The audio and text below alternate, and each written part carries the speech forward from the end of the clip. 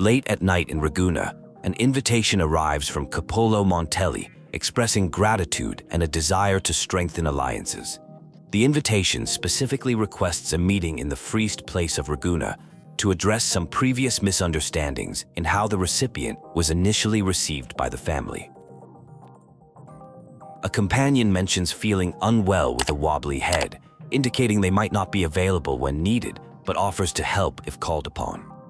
The precise delivery of the invitation demonstrates Coppolo Montelli's careful planning and attention to detail. Coppolo Montelli formally introduces himself as Carlotta's uncle and the next head of the Montelli family. He expresses gratitude for help with capturing traitors, but hints at deeper concerns about someone operating from the shadows. The private meeting timing suggests more than simple gratitude. Coppolo reveals the Montelli family's precarious position, mentioning threats from groups like the Order, Fizzelli, and Fraxidus. He emphasizes his role as rightful heir and the need to manage Blackshore's dealings, suggesting Carlotta's involvement was inappropriate despite their close relationship. A tense moment occurs as Coppolo delivers an ultimatum: either align with his authority or stay out of Montelli affairs completely. He stresses that despite anyone's strength, opposing the family would be unwise. The rules must be followed, specifically his rules. Carlotta unexpectedly arrives, creating tension between her and Coppolo regarding the private meeting.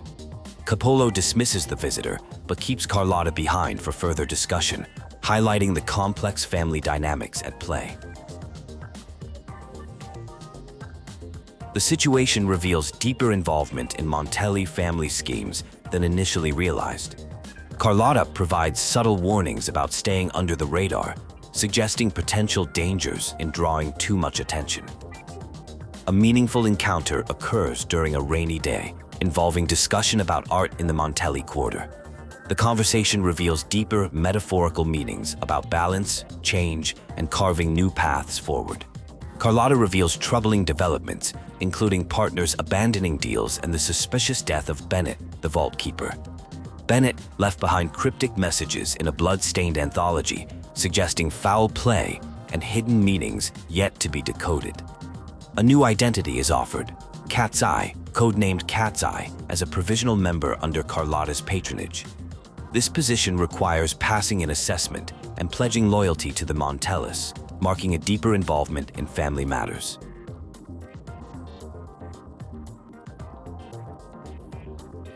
Investigation of Bennett's residence reveals Uncle Montellis' agents, Sage and Acorn, are also searching the premises. Their casual attitude toward the theft seems suspicious, especially given the vault's central importance to recent events and family stability. A concerning situation has emerged regarding missing items and an individual named Bennett who was last seen near Liberty Square. Despite investigations of Bennett's home yielding nothing suspicious, his living space appeared typical for a junior vault employee.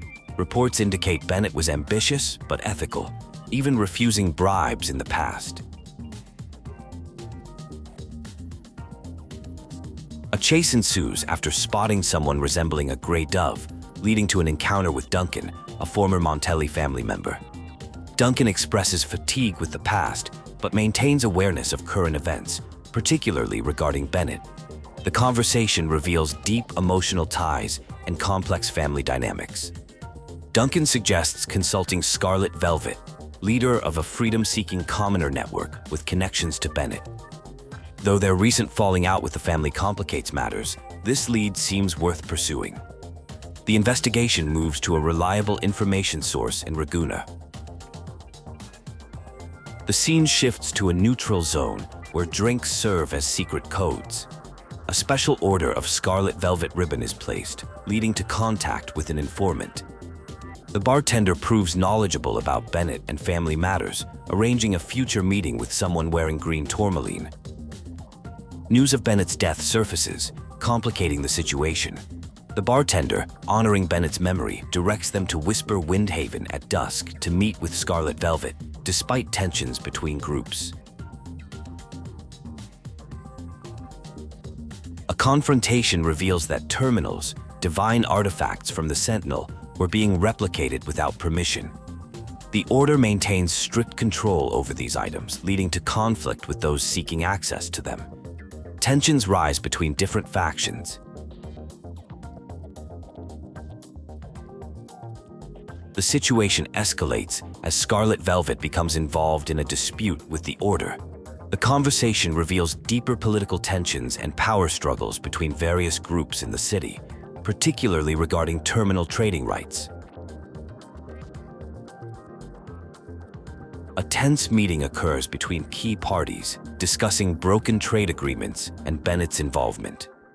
The conversation exposes significant changes within the Montelli family structure and hints at future leadership transitions that could affect existing relationships and trade arrangements. The scene begins with questions about family trust and business dealings. There is concern about a family that broke a monopoly to trade with commoners, potentially ending up defending that same monopoly. Someone offers to speak with their uncle and grandfather about cooperation issues. The conversation shifts to discussing Bennett, who used to handle shipments for the vault. It is emphasized that his business dealings were legitimate and above board. Bennett was known for being professional, prioritizing business over friendship, and never compromising on prices. He occasionally stayed at a shelter on a hill when running late. The scene moves to investigating a messy location where Bennett had been. Unusual items are discovered that seem deliberately placed. These items connect to 3 cryptic lines from an anthology Bennett had previously shared, including references to tempests, winters, and a mysterious code format that matches vault storage, MLCLCLNN0468. Bennett's damaged terminal is discovered and arrangements are made for its restoration. A significant revelation occurs. Bennett never had the highest vault clearance, which only 3 people possessed: the grandfather, uncle, and the speaker. This raises suspicions about potential internal betrayal. Progress is reported on the terminal's repair, though some data is overwritten or isolated due to damage. 2 key locations are identified in the recovered data: an investigation site and a private dock used primarily for storage rather than shipments.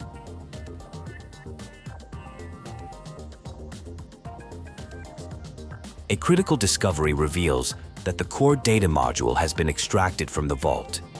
This appears to be what Bennett was trying to communicate before his death. The situation involves broken oaths and leaked data, with only 3 people having the clearance to access it. A confrontation occurs regarding a pendant and past events. Someone offers to overlook recent discoveries in exchange for handling a shipment issue at Septimont. This offer is refused, leading to tension and a commitment to stop Mr. Coppolo. The investigation moves to an unusual dock where no ships ever come. Despite its valuable contents, the location has surprisingly little security. An energy fluctuation is detected, leading to the discovery of a mirror made of crystallized energy rather than glass. A mysterious conversation unfolds about a destined encounter between 2 people. The universe apparently brought them together, creating an almost poetic connection. The dialogue reveals there is business to attend to regarding a terminal that needs inspection by someone named Pierre.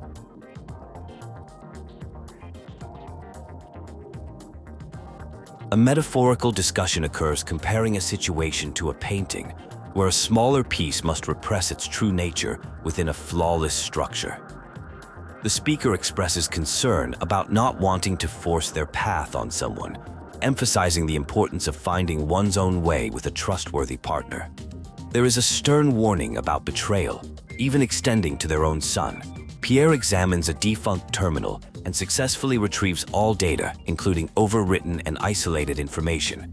The terminal appears to have been tampered with, though nothing was intentionally erased. The data was overwritten to avoid detection, and Pierre offers to share the findings. A dark conversation reveals Bennett's body was disposed of in the tacit Discord zone, with plans to blame his death on monsters. There are concerns about working with the Order, despite them forcing the killing of one of their own. The leader justifies the alliance as necessary to cement their position and replace the Physalis, suggesting Bennett had to die for knowing too much about the Scarlet Velvet matter. The discussion continues about a shared past during a stormy night where everyone lost someone dear. The speaker emphasizes that avoiding sacrifice means aligning with superior powers rather than fighting. A request is made to deliver a terminal to Carlotta, with assurances it only contains standard tracking data. Strange flashbacks occur after touching a mirror containing energy crystals and pre-made Sonoro. The protagonist tries to piece together connections between the Sonoro, the docks, Bennett's terminal, and Duncan, determined to uncover the truth quickly while dealing with hostile masterless echoes. The setting shifts to a mansion strikingly similar to another, but with slight differences. Areas that were previously destroyed during an invasion 5 years ago are intact, suggesting either time travel or a simulation. The scene reveals details about an orphan girl being adopted into the family. A ceremonial scene unfolds where a figure named Carlotta is welcomed as a granddaughter into the Montelli family. The moment marks the beginning of her journey with both privileges and responsibilities, though some question her worthiness due to her background. The narrative moves into a confrontation where it becomes clear the entire experience is taking place within a Sonoro, a construct made from memories. A duplicate version of Carlotta appears, claiming to share the same past, present, and future as the protagonist. The confrontation intensifies as the duplicate taunts the protagonist about their desire for acceptance and recognition. A battle ensues, with the duplicate demonstrating control over the scenario. The scene concludes with ominous references to a stormy night and unpaid blood debts. A tense situation unfolds as the Montelli family discovers they've fallen victim to a trap. Their territories have been attacked, with 3 key areas hit: South 2nd Block, West End Dock, and Headquarters. Intelligence suggests the Physalis are planning another assault on their headquarters. The situation becomes increasingly dire as they scramble to formulate a response. Different strategies are debated among the family members. While some want to call reinforcements from the East End, others argue this would expose their manpower shortage. The discussion centers on whether to defend their turf or make a strategic retreat to headquarters. There's significant concern about how they'll explain potential losses to Padrino when he wakes. A bold counter-strategy is proposed to hit the Physalis base directly. The plan involves keeping forces in place at various locations to maintain appearances while sending main forces to target the Physalis' most valuable assets. This approach aims to secure a strong bargaining position rather than just defending trade routes. Tensions rise as past decisions and their consequences are discussed. A previous defeat is revealed to have resulted from poor strategic choices, particularly the decision to deplete resources by calling for reinforcements. This led to significant losses and is considered the greatest tragedy in the family's history. A deep philosophical debate emerges about family loyalty, decision-making authority, and the burden of responsibility. Questions arise about the balance between preserving family interests and making necessary sacrifices. There's internal conflict about whether to maintain current power structures or attempt to reshape them. Personal doubts surface about qualifications to change the status quo and the weight of carrying out orders. The scene reflects on the challenges of maintaining family traditions while adapting to new circumstances.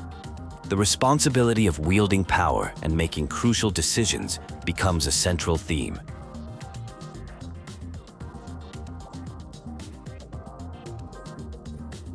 The narrative shifts to reveal background about family history and adoption, touching on themes of survival and adaptation. A powerful moment shows how the Montelli family values strength and resourcefulness, with members being chosen for their fierce will and ability to defy conventional thinking.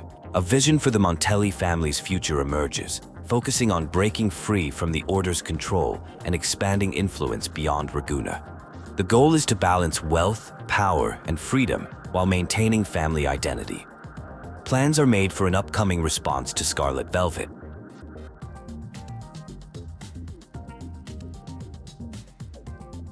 The scene transitions to a covert operation involving stealth and precise timing.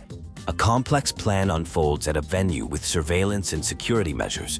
The operation involves disabling cameras and strategically placing special gems, demonstrating careful coordination and execution. The setup for an important operation was being completed, with agents taking positions at designated locations. The team was preparing for what seemed to be a crucial meeting or exchange involving multiple parties. Everyone was doing final checks to ensure everything was in place.